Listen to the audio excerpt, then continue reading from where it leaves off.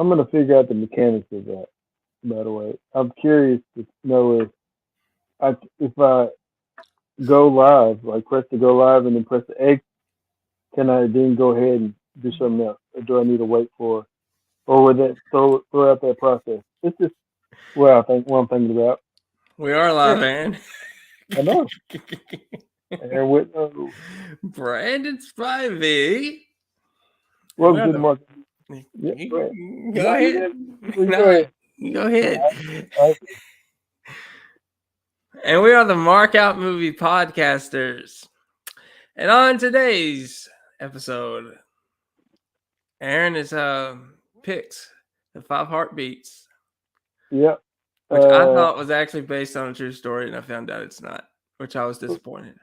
Well, actually, if you look at the end of the credit, they do show a picture of the Dales, so it's based loosely off of the story of the group, the Dales, based loosely off of them.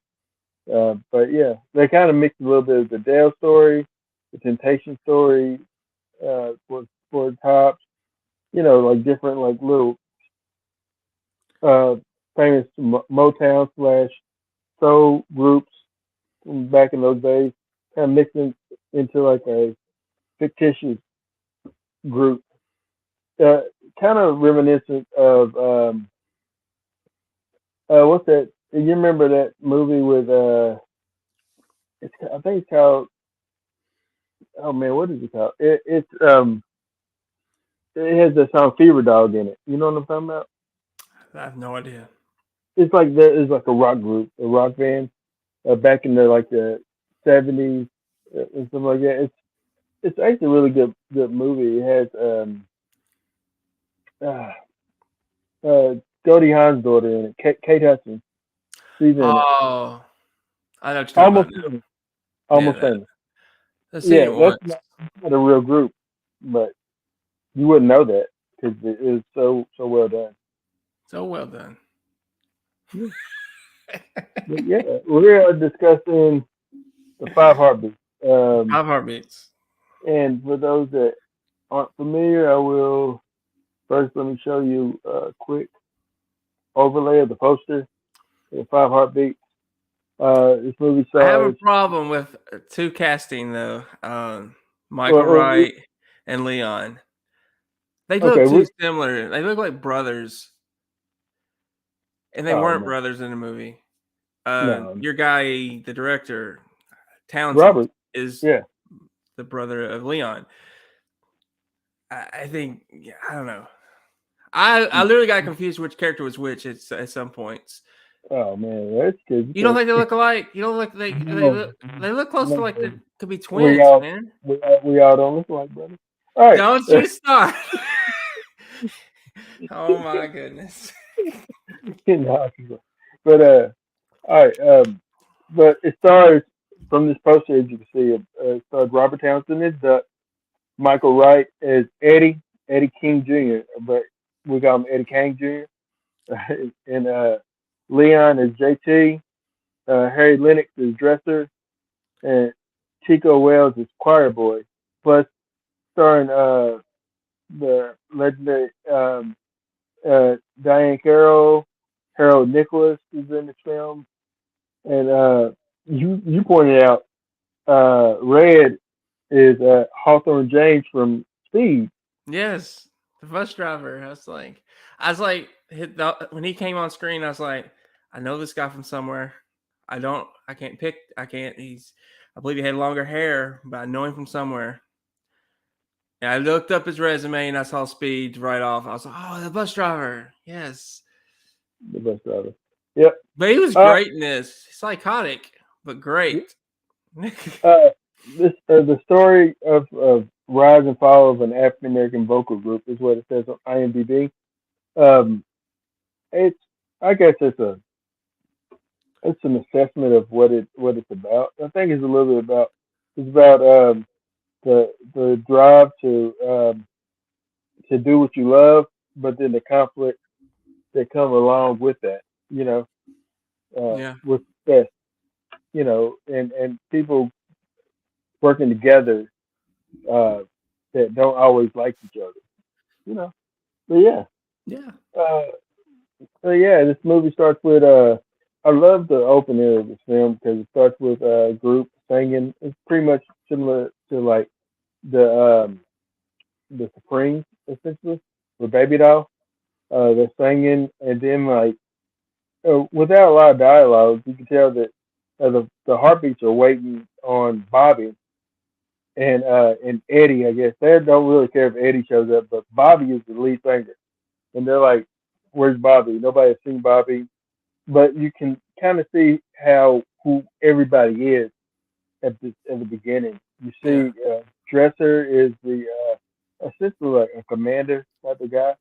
Um, that's what I got from him. If you got something different, let me know. He's the one that was looking dancing and stuff like Hmm. that. You've seen him in other stuff before. Man Yeah. of Steel. Uh, Yeah. I've seen him in a lot of stuff once he got, older. But I never seen him in anything when he was younger. So I just thought he came out of nowhere, like in the 2010s, because I hadn't mhm. seen him in anything before that. So, Yeah, yeah, I thought and he he's was still he was working, so that's good. yeah. He has been, I guess. Yeah. Yeah, he's been in a lot of shows, a lot. Pretty sure he was in Scandal. Um, I'm pretty sure. I haven't seen Scandal, but I'm pretty sure I saw a clip of Scandal and he was in it. I believe he played president of the United States in some movie too. But Yeah. I don't know. He's been in a lot. I've seen him in a lot, but I can't really think of anything So that's I seen him in. feel like he was in. I don't know if he was in the General's Daughter. I feel like he was, but I might be so wrong about that. Um, As who? I don't know. I Because haven't seen it so long, but okay, I vaguely feel like I've seen him, but I might be so wrong about that. But anyway, you may be Dresser. confusing him with Clarence Williams III. Oh yeah, maybe because he's in that movie. I forgot that he's in Yeah. that film. You mean You said Clarence Williams the third? He's in it. Mhm. Okay. Yeah. Well, I hate that I confuse him. Gucci Life. What up, bud? I don't know. Oh, okay. Hey, whatever that is. Gucci Life. You know what Um, Gucci is? it's They made a movie about it last year, I think, or the year before. yeah, I've never watched it. I don't care. Uh, but So but rude to did you Adam like it? Driver and his career post Man, who's Star been Wars. rooting for Adam Driver career, me or Adam Driver? Um, I would but say neither. I say his career is really good. I don't know, He 65 or 64, he gets a whatever that lot of was. work. He's getting work, but it's not good work. But You anyway, don't you don't think it's good work. You yeah, dissing I Adam don't, Driver post Star Wars. I see how you are. Good Life from Lyft with the Kevin Hart. Oh, okay. Oh yeah. But that was forgettable. So much I What? forgot it. Yeah, I forgot the season of that. But anyway, we have Dresser, and then you have Choir Boy, who I love that little part where he's like, uh, "You just mad because you got hit in the head with a bottle." He said they could have just booed. They didn't have to throw bottles. But just like he's kind of he has that timidness, shyness. He has that conflict between being singing secularly and singing in the church. Um, and then of course JT, who's the womanizer. Leon Leon. is. I love Leon. Leon's one of my favorite actors that pops up and stuff. My favorite film that I've seen him in. Well, he's done a lot, but one of my favorite characters that he played was in Above the Rim. Yeah, I Also knew David. I figured you go above the rim. I won't go Cliffhanger. I thought he was hilarious in it. He great I've never little. seen I've never seen Cliffhanger. So Are you kidding me? I've never seen that movie. That's on the list of the pick this year. With Okay. Cliffhanger 2 filming this year, so it's on the list.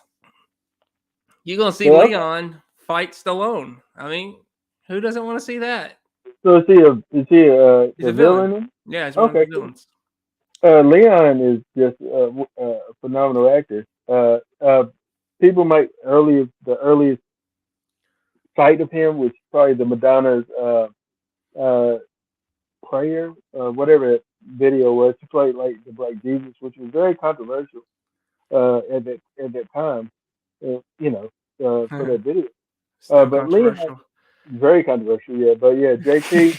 it's like JT, and then you can kind of see who he is from just his way he looks at the women, the way he talks to people, and what he does.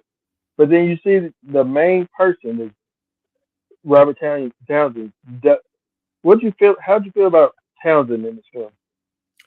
I mean, I thought he was fine. I mean, he wasn't my focus.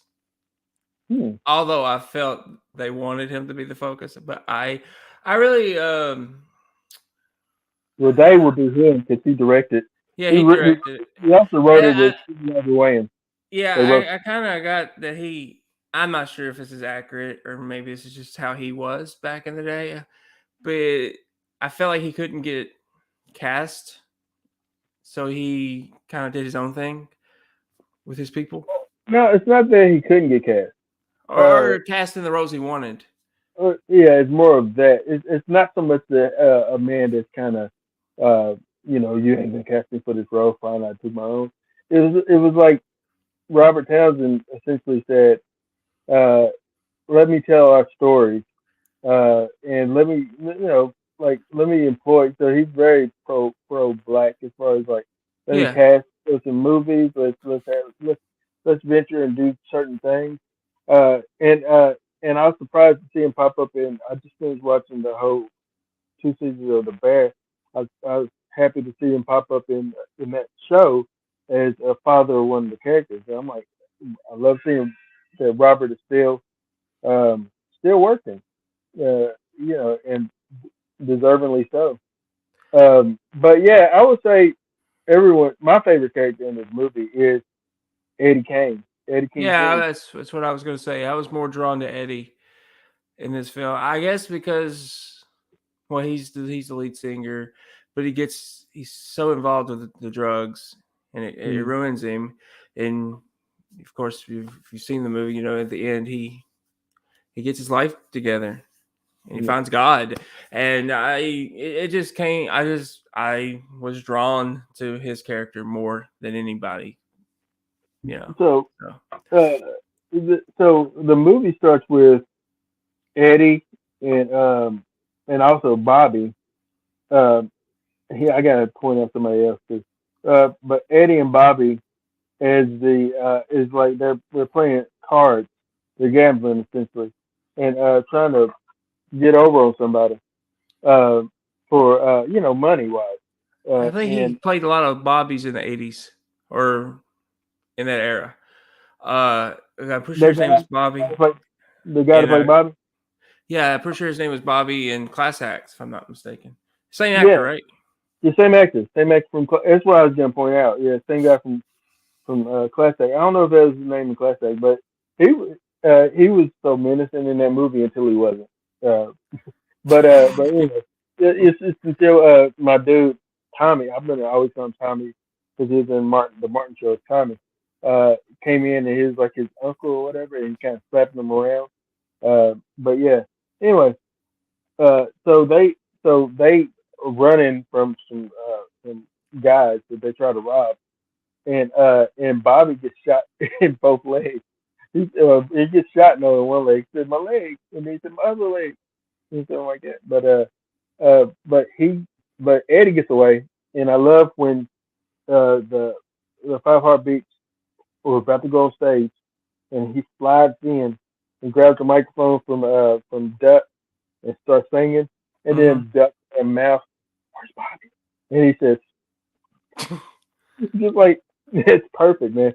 I want to give Michael Wright some props in this because he doesn't, you don't see him in a lot of things these days. But I thought that this is probably his best character. I think he was also in. I think he was in the show Oz, in one or two seasons. The Um, best thing I've seen him, this is just my personal opinion, of course, is Sugar Hill with Wesley Snipes. he's the brother, right? Yeah, which also has another drug issue.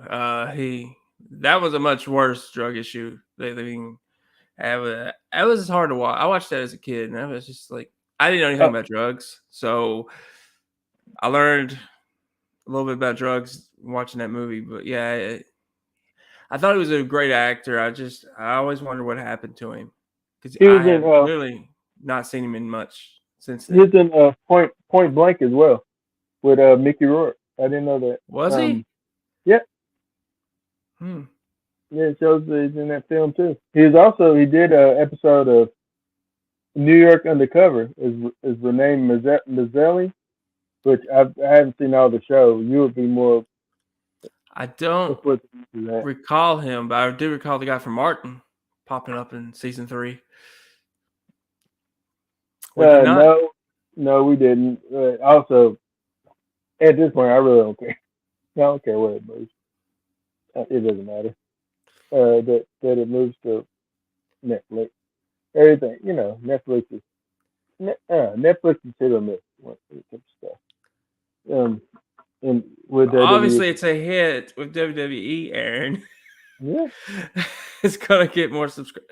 Peacock's about to lose some subscribers if they're forced to get rid of, which they will be. In 2025, they'll be forced to get rid of the WWE, so they're gonna lose some subscribers right there. So they're gonna be hitting. It's gonna be a hit for them. What was your thoughts on John Witherspoon in this movie? Are you familiar with John Witherspoon? Friday. Yeah, Friday. Friday. He played the MC, and plus you hear him be the voice of the DJ. I always like John Witherspoon, and this is he at one point he always would work with Robert. He was in of course Hollywood Shuffle is the owner of the Winky Dinky Dolls, Yeah. and so he's in here as well as Wild Rudy. But I really enjoyed him in this film. It's like he's just one of those naturally funny comedians. Yeah. No, I thought he was good. I guess it's just he had a really small role. He was good though. I mean, it's like I kind of wish he would have maybe I could have seen him play the manager, Jimmy. But I thought that guy was great. Don't know who he is, but I thought he was great. I was gonna say no, I wouldn't, because Jimmy, for me, like he was such a very like lovable type of speaker. He seemed very like a very genuine type of guy in the film, and he's just a man that essentially loves music, loves groups, loves helping young groups make it. And but it seems like his wife Eleanor, who was played by Diane Carroll, was didn't want him to do it because she didn't want him to get hurt again. Yeah. And that's just loving. That just shows her love for him. Yeah. And which she was right. He got more than hurt. Yeah. Which is why I actually thought this was based on a true story, because the character that the guy from Speed's playing is a real person who did go to prison and for murder. So I actually thought it was based on a true story at this point. Then I read later it wasn't. As you said, they kind of adapted it from multiple groups, but he was definitely real. And I don't know if he actually killed a manager or not, but he did kill someone. Yeah, well, the movie does deal with a lot of real life stuff that would happen in the industry. They talk about at one part payola. It mentioned payola, which was a thing where record execs would pay DJs at radio stations to play records, to get them on the record, to get people listening, to kind of help boost the momentum, which is illegal. But that's how a lot of acts got started, is payola, unfortunately. And then also it mentions a couple of things. One, the covers, how white artists would do covers of black artists' music. I thought you were going to go elsewhere with this. No. White artists covers of black artists' music in order to get it to cross over. The Beach Boys, the most famous, I guess, case with this would be the Beach Boys and uh, what I'm trying, Little Richard, uh, uh, because they did it with his song, they did it with one of his songs. They also did it with Chuck Berry as well, I think. Uh, but it's like a lot of their earlier songs.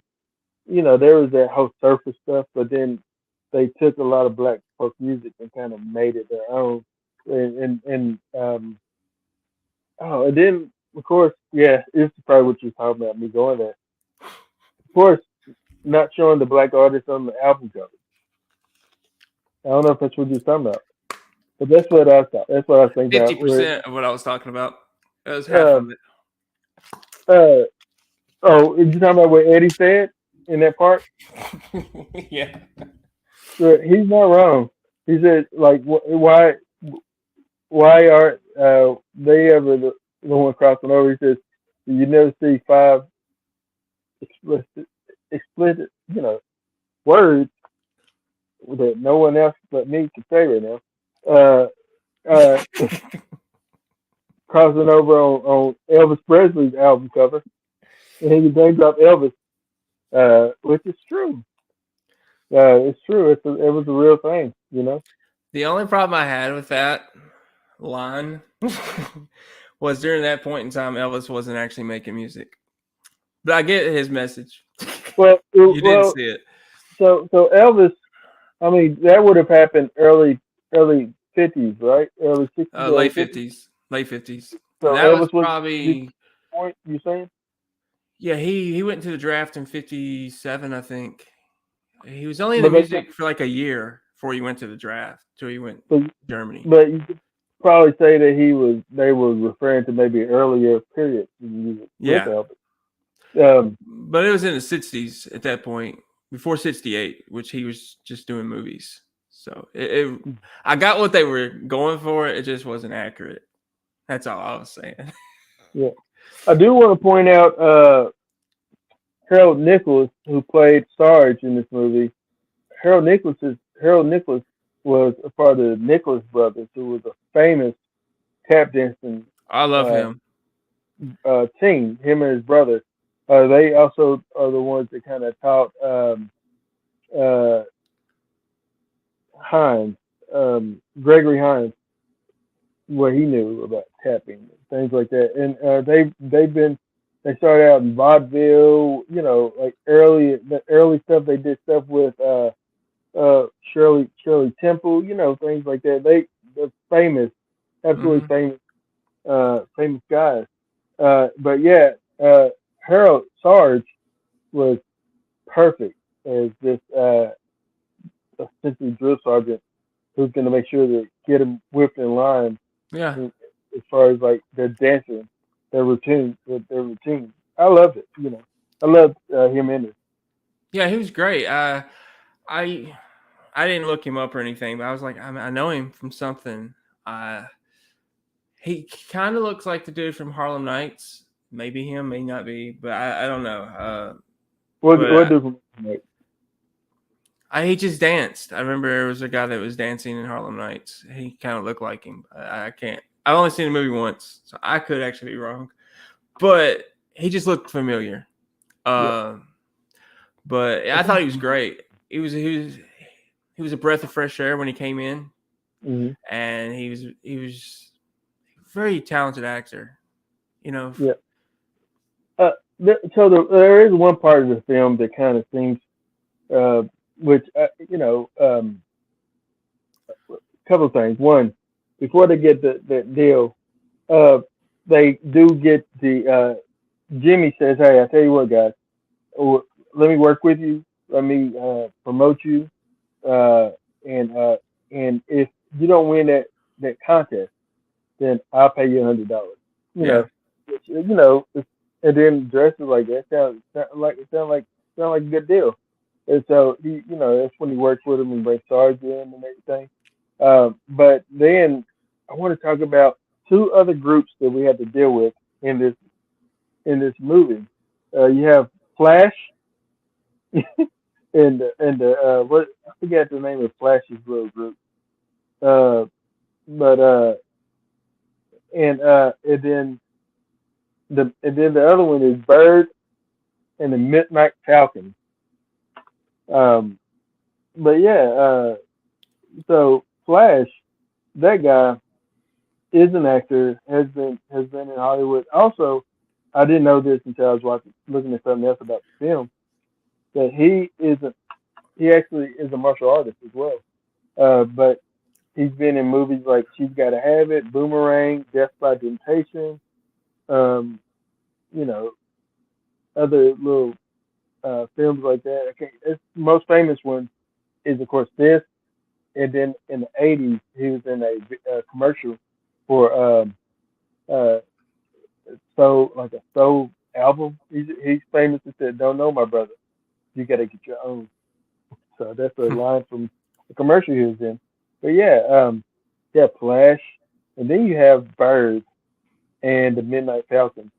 Um, and Bird is so about trying to make it that he's willing to sabotage the Five Heartbeats in order to do so. What was your thoughts on that scene there? Which one? Which one?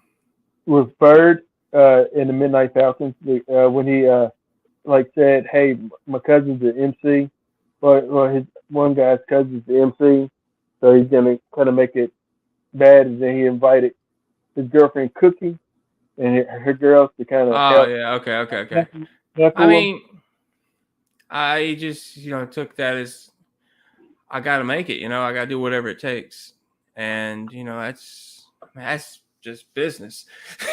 It's I mean it's not fair. I mean obviously, but it's just that's a tactic in business. It's kind of like it's a war. It's basically a lot of people do it. They're all out for themselves. Just the nature of the business. You know a little bit about that. You worked in wrestling. It's the nature of the business. Yeah, yeah. But people like in this movie, people use whatever they can to get famous. Yeah. If it's not Oh, only yeah. ability, you had unfortunately the flip side of that, you have somebody like, not saying Diane Ross wasn't talented. She was talented, but you also have her who essentially slept with the man at Motown, slept with Barry Gordy, the owner of the president of Motown, to kind of further things, for herself. Yeah. But yeah, that's one aspect of it. But you have other aspects of sabotage, like, hey, what can I do? What can I do to make this other person worse so that I can win, so that I can get noticed, you know? And so that's what Bird did. Bird essentially built a deck against the Five Heartbeats. He said Yeah. he had his cousin say, "Hey, you need we have a new rule that you got to use our pianist, our player, to play your songs. You can't use yourself." And then he also was like, and then he also, when he announced him on the stage, he said, the next group says that they're better than Bird and the Midnight Falcons, Temptations, and the Four Tops all rolled in together. We shall see. It's just like saying, so nobody wants to hear, like, hey, come to the stage. Is a guy who says he is a better singer and dancer than Elvis Presley. Ladies and gentlemen, Brandon Spivey. And then, like, I'm neither of those, Aaron. I know. I know too. So, I would never say that. you wouldn't want somebody to set you up like that, because people are gonna say, No, "Oh, I would not. No, so, because then yeah, you got to go out and you got to live up to a false advertisement, mm-hmm. which they so did do eventually. They did do it. I did like Robert in this scene though. He kicked the piano off the piano because he's like, man, that's not my song. It's yeah. I loved it though. I loved that whole scene. It was great. Yeah, he was pretty much saying, don't, like, essentially, if you make a movie or you write a book or you write a screenplay or anything like that, Yeah, that's what I can do well right there. it's your baby, right? It's something that you Yes. kind of came up with. and then you don't want somebody to take it. Yeah, I wonder how it feels for people who have actually got scripts sold in Hollywood, and to know that what you wrote isn't what is ultimately seen on screen. When you look at it and be, oh, they just kind of butchered my child, butchered my, Yeah. you know. I can imagine that's why some writers probably think I can't even watch that movie because it's not what you wrote. It's why I've never sent out my best work, which I know most people would send out their best work, but I don't want Hollywood butchering my best, But yeah, I get what you're saying. It's true. Man, they were butchering his song, and he had to kick him out. And I just loved it. I thought it was hilarious. It was a great scene. Plus, then at that point, also a couple of things happening. You have choir boy getting bottles thrown at him, so he skates off the stage for a minute, and then but then Eddie took control of it and just started belting. Which I think I want to say that if I'm wrong, please somebody let me know. But I want to say that had to be Michael Wright's actual voice.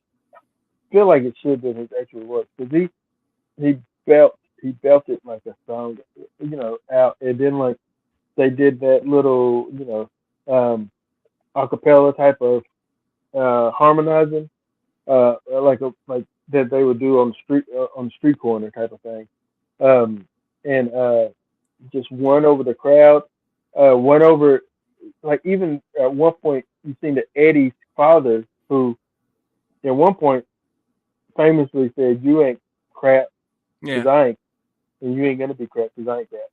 But you see that his father was proud of his son. Mm-hmm. Yeah, I wish they would have played in more to that little arc, But what they did give you was enough, I guess. He was proud of him, and after kind of putting him down, but I figured he put him down because he didn't want his son to go out there and feel disappointed that he couldn't live up to his dreams. He was afraid that he wouldn't be able to do it. So I feel that's why he put him down like he did. Yeah. I wonder if also Eddie King Sr. Was had dreams and aspirations of something at one point in his life and failed, and so he felt like if I failed and my son came from me, then he too is going to fail, and that probably even goes further back into his actual family. Maybe his father failed, and so so he feels like this is a curse of our family. Yeah. And thank God that Eddie eventually broke that curse. And it's not with it wasn't with a successful career. It was with God. So yeah.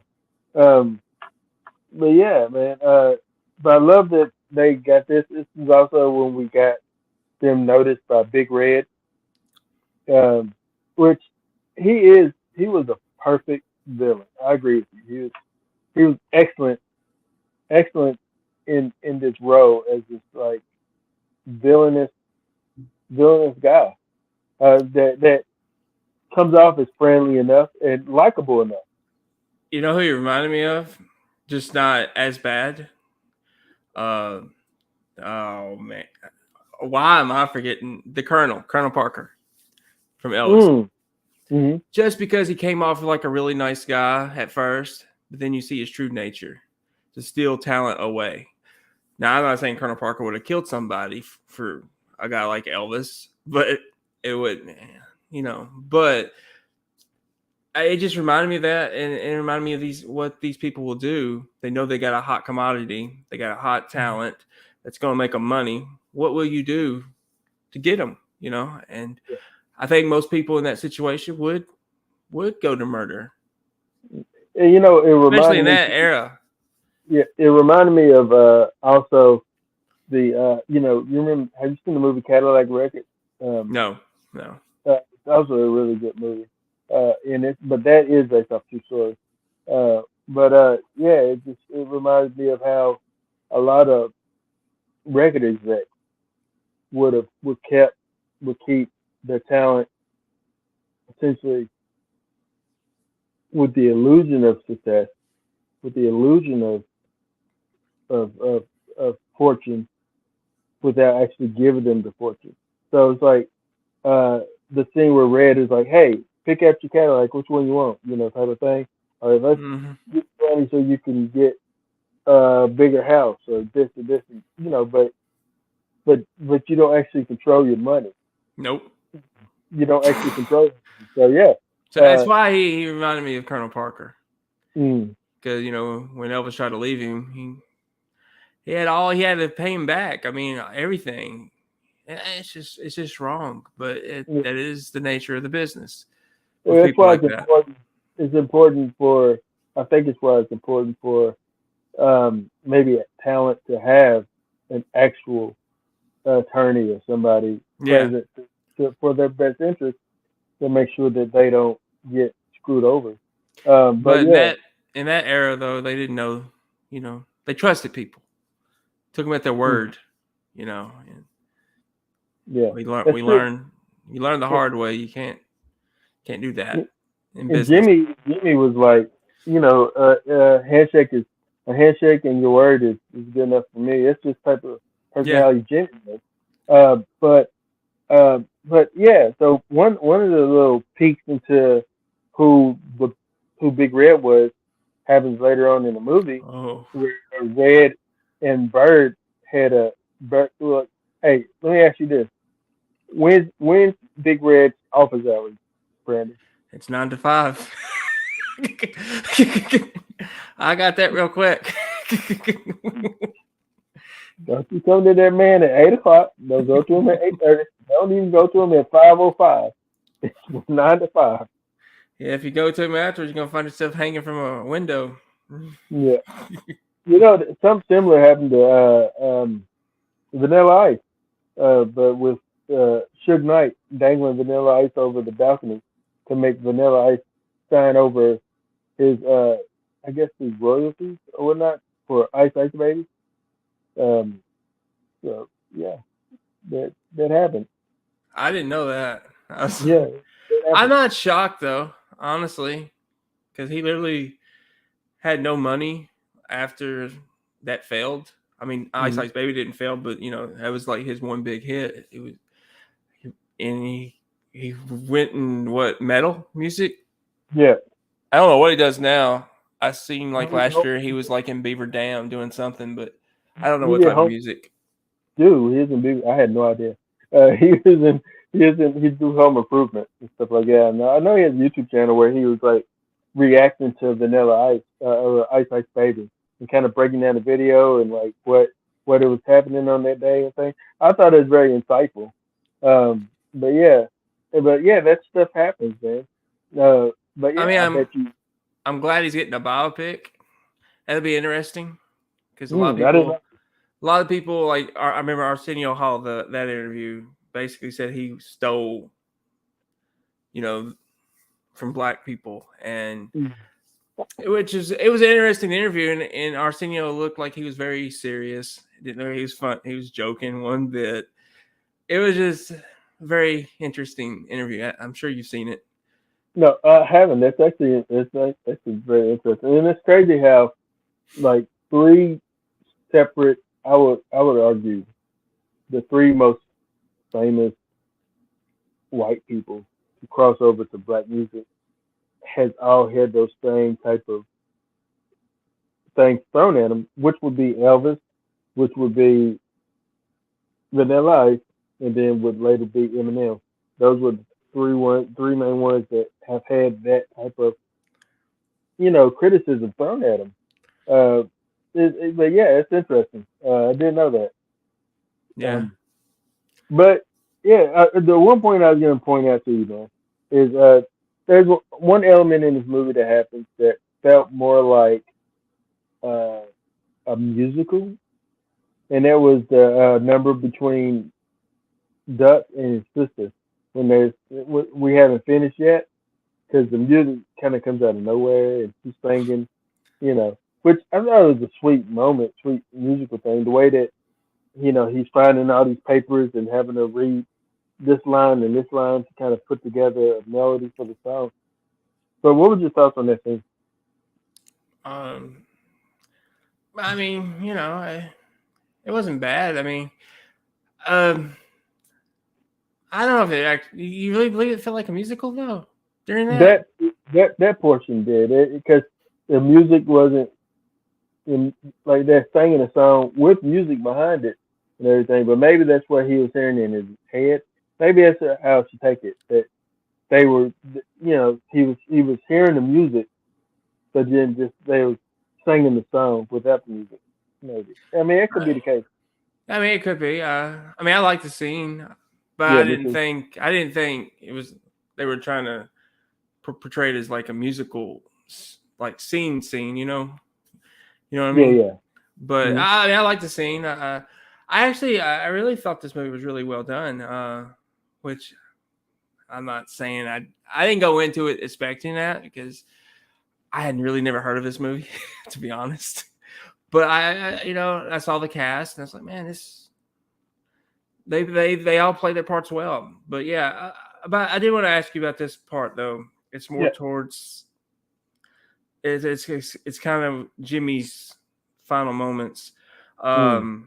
But it's with Red and Eddie. Eddie's all strung out on whatever he's been on. Uh, he's trying to go solo, and this Mm-hmm. seems to happen with every big group that makes it big. And there's always that one person that wants to leave the group to go solo. I was just curious, what's your thoughts on Eddie at that point in time, plus Big Red trying to steal the. Well, he only really wanted Eddie. He said everyone else could Yeah. be replaced. What was your By thoughts the on way, that? let me tell you something that I didn't know until just now when I looked on IMDb. That he was the producer and writer on Lionheart with John Claude Van Damme. I had no idea. But Who? Michael Wright. Really? Yes. Wow. I I had no idea either. Yeah. That's That's pretty. It's crazy. pretty awesome. Yeah. But anyway, no, I thought that was like it is a very. It happens in a lot of these films, biopic type of or musical type of films. But I felt one. Let me talk about Eddie. Michael Wright played Eddie so well that he is so believable in his in the different stages of his addiction Yeah. and his different. And at one point, he just kind of talk with a whisper, you know, you know, just because I have one tea drink, don't make me some alcoholic, you know. But yeah, he just really he really showed it and essentially allowed people to bleed into his life to convince him like you'll be so much better without Jimmy because Mm-hmm. Jimmy was the guy that tried to keep him honest, try to keep him on the right path, you know. Uh, Yeah. and I also say the death of Jimmy marked the beginning of the end for him. So Oh yeah. yeah, but yeah, I think that then I think that it's crazy, man. Like that thing with the garbage can, and the garbage truck, and everything. It's just it was a hit. It was essentially a hit out on the guy, and but it's followed by what is one of my favorite things is when Red gets slapped by Jimmy's widow. Oh yeah. Or what was your thoughts on like that scene and him trying to like push up on his wife at his funeral? Oh well, before that, walking up with the rose and laying it on the casket and just crying, knowing he had this man killed, and then he's going to hit on the wife. Moments after that, I mean, it's just like, what's going on upstairs is what I'm thinking. Yeah, I would say that it shows classic narcissist where he doesn't read the room type of things and feels like he can just do whatever he wants. Essentially, he says he shouldn't be alone at a time like this. Maybe Yeah. sometimes, and she slaps him and and tells him get out, and just I just love that scene. But yeah, just I love that he was taken down a peg or two, and and she was right to do that, Diane Carol. Oh yeah, no doubt, she's right. I mean, he deserved Um, more, but he did. he, He did get, he was found guilty of murder, and which it wasn't him though, but he was behind it all.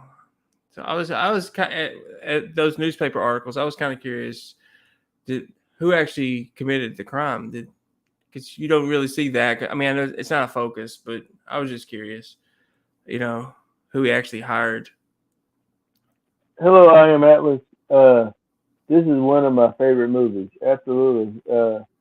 Yeah, I would say this is one of Robert Townsend's. This is probably I would say this is Robert Townsend's best movie.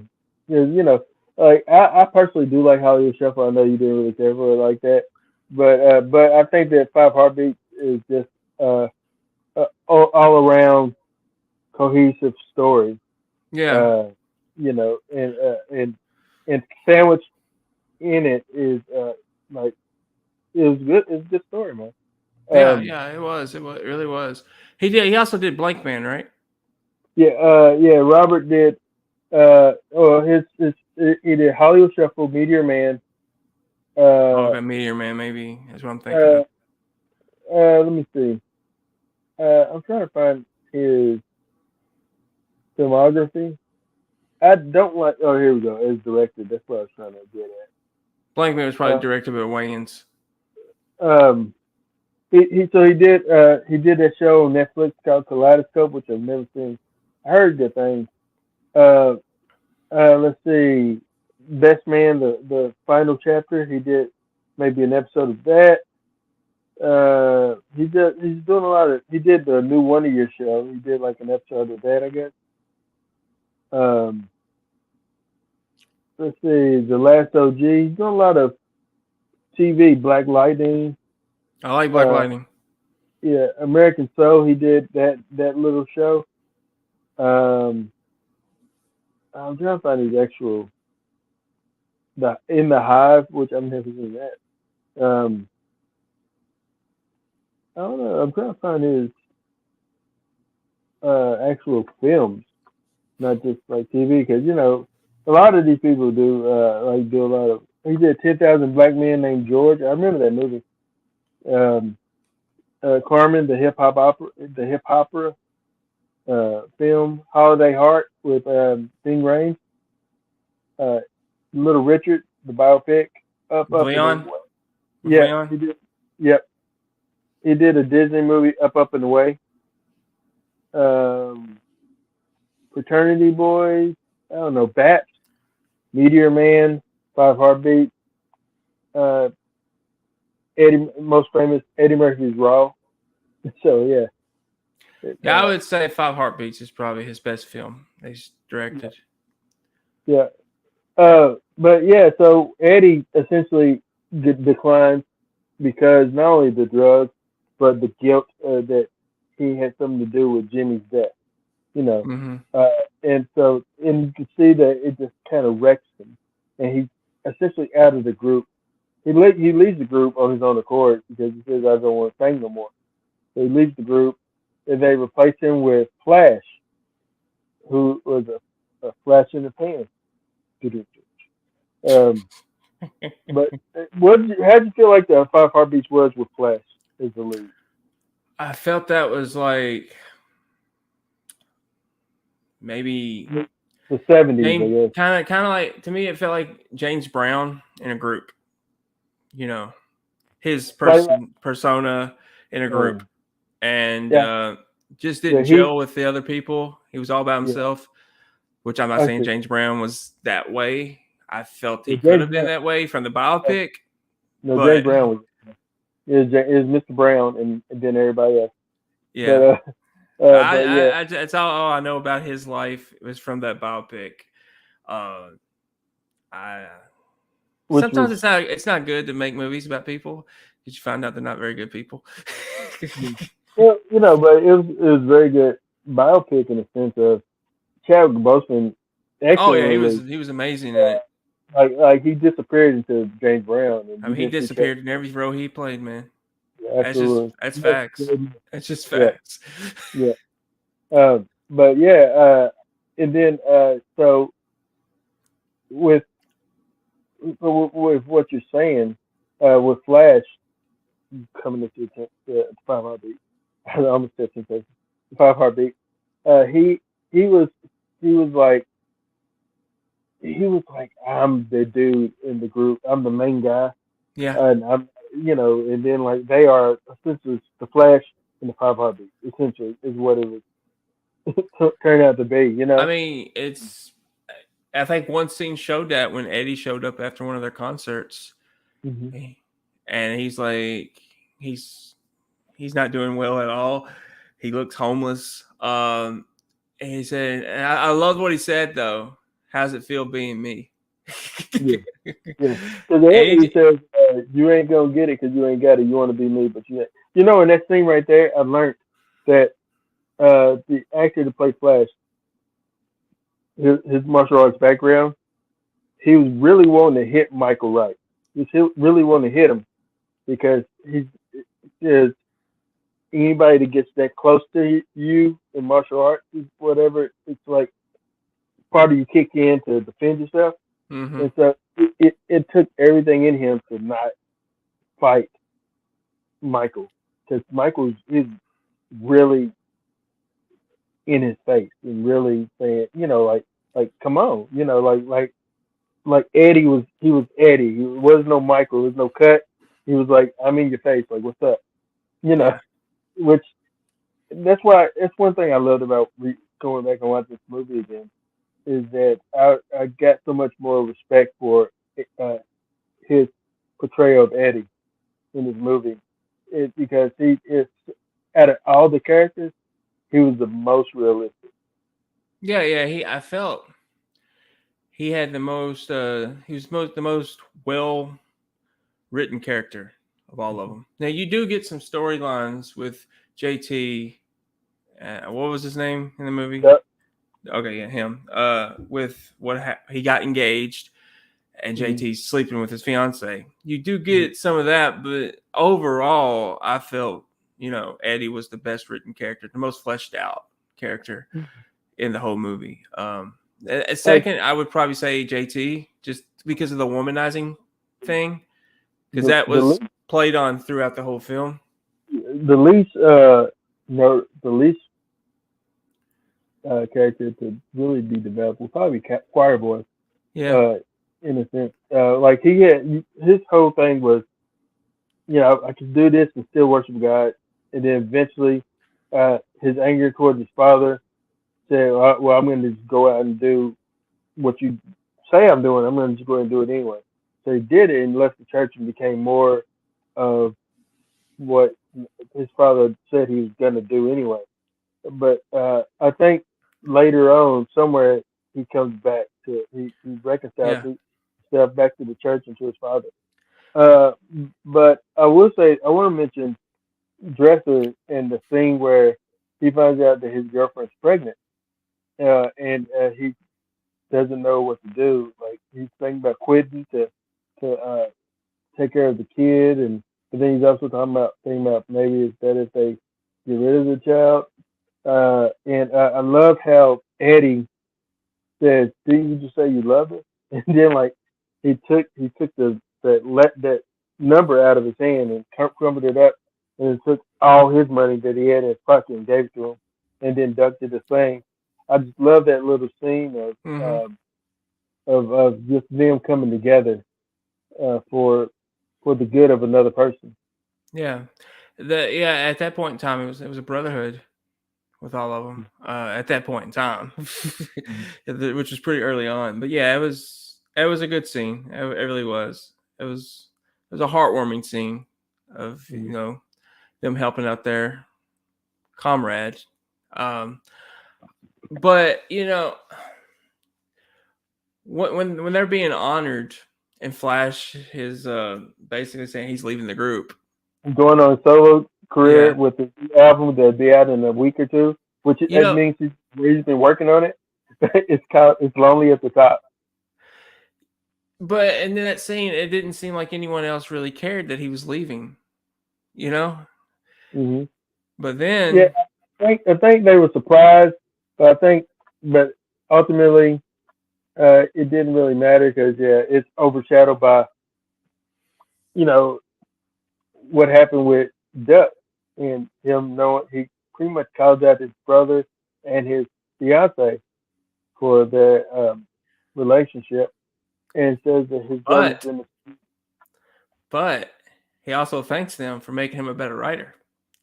Mm. Yeah, so as a writer, what were your thoughts on that?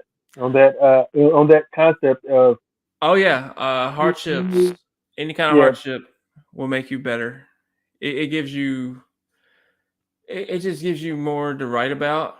It gives you a purpose in writing. mm, Anything that's happened to you, or whatever. Yeah, that it'll definitely help. Um, so I could say that. Yeah, and it was an emotional scene though because he was giving up something he loved. He loved being part of the Five Heartbeats, it was and his baby. yeah, and you could tell his heart was broken by his brother and his fiance. Now, what did you think of this? So, I mean, of JT at this point, that he would sleep with his own brother's fiance. I noticed something in. Uh, I want to mention a couple of things. Um, um, I was trying to find something. But anyway, um, so one thing, when they came to Jimmy's house to rehearse, and Mm-hmm. uh, and Duck seen the girl that he had a crush on, who really didn't have no time of day for him or whatever. Uh, but at the same time, at the corner, you can see JT kind of looking at her, scoping her out. I never noticed it until like they pointed it out on this like little review I was watching. I'm like, oh man, I never noticed him.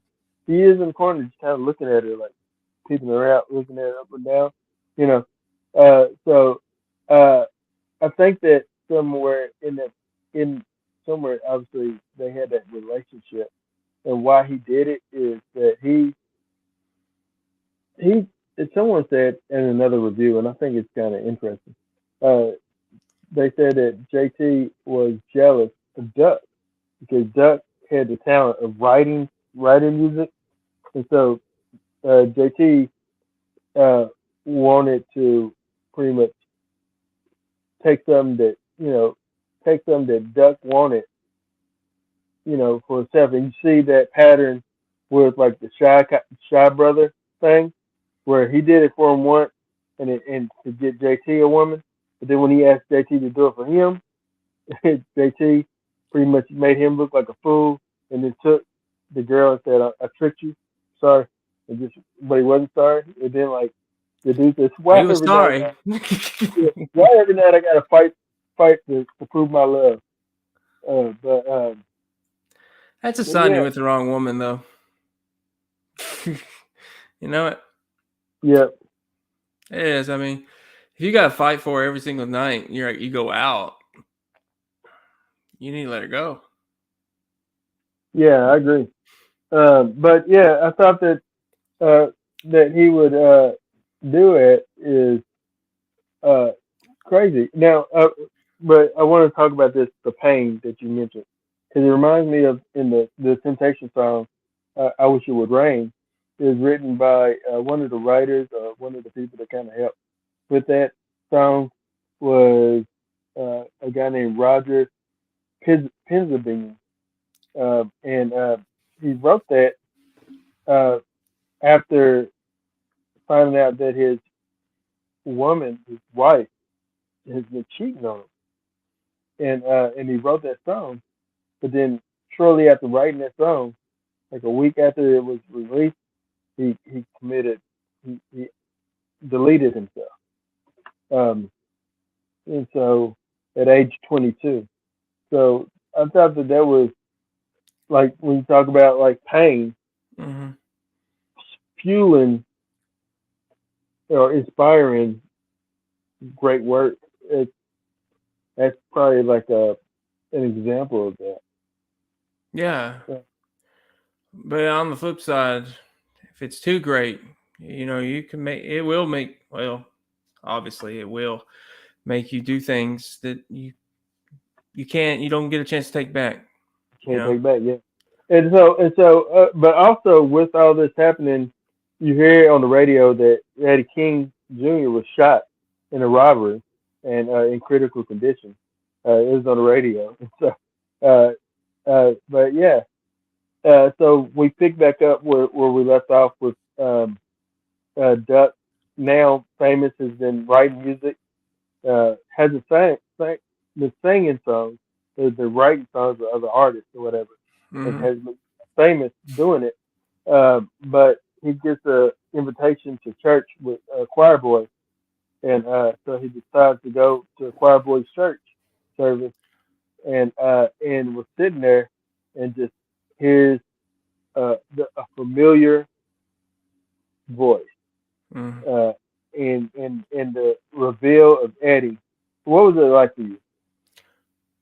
Oh man, that was redemption, I guess would be the word to Did you say. think that Eddie was going to be there? Like, where did you think it was No, going no. to go? I mean, I thought it was interesting. He's inviting him to church. Was he? Okay. Well, on one hand, I was like, oh, he went back to his roots. Went back Hmm. and got himself back in church. I thought maybe he's the pastor or something. He's just inviting a friend. I wasn't really expecting Eddie to show up there. But it was heartwarming. And as I said, I would say redemption. Because he got his redemption in that moment. Hmm. He got his life together. I would say with the help of Choir Boy. Yeah. Now I don't know if Seems like I don't Choir Boy is, recall if they yeah. explained that, but No, I think they did. I think they said that Choir Boy has pretty much been helping him to kind of get established. He's been clean for, I think, 4 or 5 years. So yeah, yeah, I remember the 5 years yeah. bit. But anyway, it was just redemption, and that's such a good feeling to have when you have redemption in your life, especially when you made so many wrong choices in Hmm. life, and you finally do get that redemption. It was just good to see on screen with Eddie because he made a lot of bad choices leading up to this moment, and just to see how he's turned his life around. It Hmm. was just redemption, and it was heartwarming. It was rewarding to see, honestly, from my Yeah, perspective. I Just agree. rewarding. Uh, yeah, and I would also say that, like, especially with the conversation that they had after the church service, uh, where Eddie was telling him, that he's clean and he's thankful and he's actually managing the group. He's Eddie is now Jimmy, and I love that full circle moment of he's now pouring into younger talent, Yeah. hoping to kind of help them to get a foot up in the career. But he's kind of become uh, Jimmy like a better father figure than the father figure that he actually had. He became Jimmy, and I didn't think about that until just now. But yeah, what's your thoughts on that? That Yeah, thought. it never crossed my mind that he kind of became Jimmy. But now you say it, yeah, I have to agree. Which is another aspect of redemption. He set things in motion for another man to be murdered. He Mm-hmm. didn't realize that's what he was doing, but that's what he was doing. And now he's kind of filling that role for younger people that Jimmy filled for him. And I think it's really, in a way, it's really smart writing. Mm-hmm. It's just another story arc for Eddie, which Mm-hmm. obviously made it just Eddie made had him. all the story. He Yeah, had all the it story. really did. Eddie's really the lead, and he was the lead singer. So I guess the focus should have been on him the most Yeah. because they get all the attention and the lead singers. But it was just rewarding, heartfelt. That Mm-hmm. he's helping younger people out. That he felt maybe didn't help him out in his rise, even though people Mm-hmm. were helping him out, but he may have felt so self-absorbed that no one was helping him. So Mm. it's just rewarding to see Yeah. him give back. Yeah. And then also to have Duck say, "Yeah, no, I got you, buddy. I'm gonna, yeah, I'm, you know, just say the word. I can come up with a song for you." And then like Eddie says, "Well, I'm glad, thank you." But then most importantly, Eddie's like, "I heard what happened between you and JT," and he's like, "I ain't got nothing to say to him," and he's like, "But hey, man, that's your brother. Just you know, look him up, because it's the saying, life is short. God, look what the God has done in my life, man. Just try to, you know, Yeah. to mend that fence um, with your sibling, and I love how when he sees his brother that JT has now become a family man and a father, and stopped his, which he kind of alluded to there at one point, that he's tired of doing the same old thing. Yeah. Um, but yeah, but it was kind of, I don't know. Do you feel like it was forced, or do you feel like it was a natural progression for his character, or do you think that with his brother pretty much lashing out at him publicly and leaving the group because of it is what kind of helped him to grow up? I mean, I think that probably did help him grow up a full. You know, I felt like it helped him atone for his choices in life. But at the same time, we didn't really get to see him grow into the person he became. It just, Mm. it was, it was just too fast. Because the last time we Mm-hmm. seen him, he's still the playboy. He's still, he's playing these women. He's still that guy. And next time we see him, he's a family man. So, and I was thinking this last night as I was watching it, that I felt this movie actually could have been like a mini series, uh, or even the actual TV series. They could have actually took time to showcase everything. But it's a great movie. I'm not taking that away, but I just felt some things weren't as fleshed out. Like JT's becoming, the father he became and the person he eventually became. You know, what would be kind of dope is if it did do something like that, and if it did like a span of a whole week, say, each night we're focused on another heartbeat, Yeah. uh, until like the last night kind of gels every story together in a conclusion. That'd be actually pretty dope, actually. Um, but yeah, so they end up embracing and forgiving one another, and then the next thing you know, they're at JT's house and they're having a cookout. You know, Choir Boy is burning those ribs, which they're unedible at that point. Um, but and then also on the T, which I don't know why TV's outside, but there's TV outside, and we see that Flash is now with the Five Horsemen, and they have high top fade and blonde high top fade. I thought Mhm. that was very silly, huh? Who is this? Like You on the said, TV, you yeah, I see know, but Flash. who is this supposedly based off on? Did an Uh, act do this? I don't know of anyone specifically, but he kept saying that, oh, this is not real music, it's garbage. So I wonder if there was someone, if somebody knows, please comment on our Facebook page or YouTube channel. If you know of any specific person in music history that was very much like that, whether it's one and a black guy with a white group behind him, or just something that just that type of thing. Take it from a specific time period that Yeah, try to reinvent itself as a certain thing. Uh, think about later on, MC Hammer tried to come out as being gangster when he signed with Death Row Records, but it really didn't pan because MC Hammer, uh, no, no one buys that you're a gangster. And he's from Oakland. He's probably the most gangster of everybody that's on Death Row Records. But um, I think of yeah, two versions of MC Hammer. I think of "You Can't Touch Me" MC Hammer, and I think of the Christian MC Hammer. I you, can't. you can't touch this, not me. Oh, okay. You can't touch this. Whatever. You can't touch something. Okay. But anyway, but yeah, so he sees this and he's like, no, this is not music. And then like he's like heartbeats front and center. And so they come in and put their hands in, and then eventually Eddie was like, "You sure y'all want to hang with Eddie Kane?" And then they're like, "Yeah, we're sure."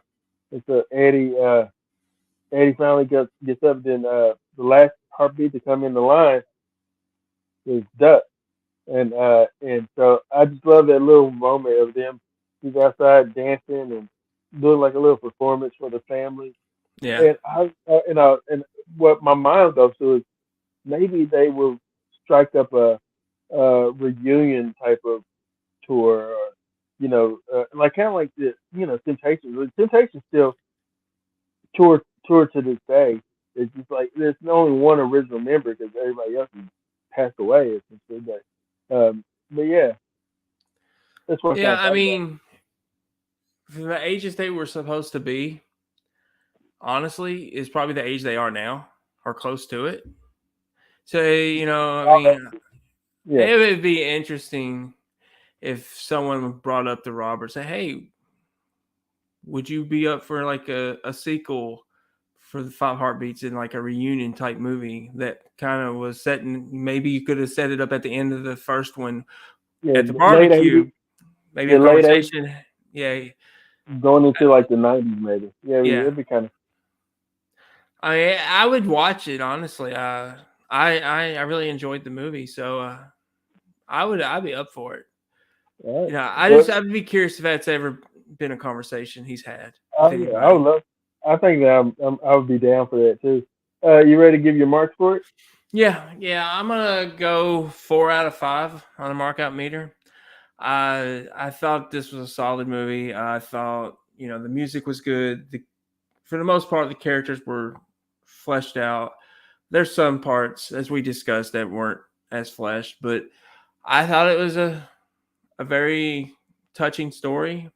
Sad in moments, inspiring at moments. It, it it did its job for a film that's not really a biopic. It felt Yeah, like one, it felt and like one. Yeah, yeah.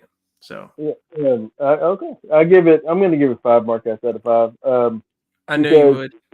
yeah, this is a movie that like for me is quotable for one. Like I've seen it so many times. I know this movie from beginning to end. But looking at it this way as a critic, like looking at it critically, it was interesting looking at it. I could see some flaws in it, but I think that nostalgia kind of pushes it by for me. Yeah. But I really appreciate Eddie King as a character a little bit more now watching it this time around. And I would agree with you to say that the movie's about his story and his redemption. Although Robert is Duck's character, Duck is a character is who you follow, but I think he's essentially a fly on the wall following the life of Eddie. You And so know yeah. what it reminds me of, and this came out first, and but it kind of reminds me of that movie, That Thing You Do. Mm-hmm. But I feel this is better. I feel the music. Another fictional group, another Yeah, fake. yeah, they're another fictitious group. I can't remember everybody in that group. All I really remember is like Tom Everett Scott and Tom Hanks kind of being the manager. But I thought that last night watching it's kind of. I feel like they kind of copied and pasted, but with white people. Yeah, right. I don't want to make it about race, but No. I It's felt that. essentially it's what the movie mentioned. They did it, but with that movie, exactly. But all right, what we got next week, Brandon? I'm gonna go a little different. I said we would do this, and if I don't pick it next, I won't do it. So I'm gonna do. It's another list of the top 15 biopics we want to see following the Iron Claw in Of wrestling. wrestling. Yeah. Okay, I'm down with that. That's good. So, but last night watching this, I was kind of thinking, maybe we should do a biopics of music artists we like to see that haven't actually gotten one. But later, maybe after the Michael Jackson biopic comes out, we'll do it. Yeah. Yeah. Oh, I have another biopic to choose eventually. It'd probably be my next one. Bob Marley? No. Oh, dude. It's coming Is out that soon? coming out? Yeah, I would love to do that. I do want to. I would do want to do that. I forgot about that. All right. Well, what do you want the people to do? If you enjoyed this episode and you want to see more, click that like, click that subscribe to the Markout Movie Podcast, comment and share. And if you aren't following us on Facebook, follow us on Facebook. Follow us, like us, love us, want more of us. We appreciate it. Thank you for tuning in to today's episode. If you haven't seen Five Heartbeats, right now it is on Max. If you have Max as a viewing service, um, check it out. It's it's it's a good movie. There's some things that fall short because of the time frame of which it's shot versus today, but I think it's still an enjoyable movie. And watch it for Eddie King. Watch for Eddie King Jr. If you don't watch for anyone else, watch for that man. You will not be disappointed. Well, Aaron Whitlow. Brandon Spivey. We're the Markout Movie Podcast. Thank you for watching.